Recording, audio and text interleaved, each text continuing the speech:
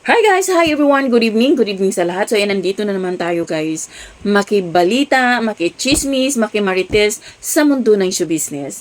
Kasi guys, napanood nyo ba yung viral at trending ngayon? Yung pumunta si Paul Salas sa Palawan. Kasi nga, viral siya in the sense na yung incident doon sa pinuntahan ni Paul Salas na yung hinila niya yung upuan na hindi niya alam na meron palang nakaupo na yung babae nagpa-picture sa kanya. Siya pala yung nakaupo dun sa upuan na kinuha ni Paul Salas. Ngayon yung babae naman, uupo siya, hindi din niya napansin na kinuha pala ni Paul Salas yung upuan. Pero ito guys, panoorin natin.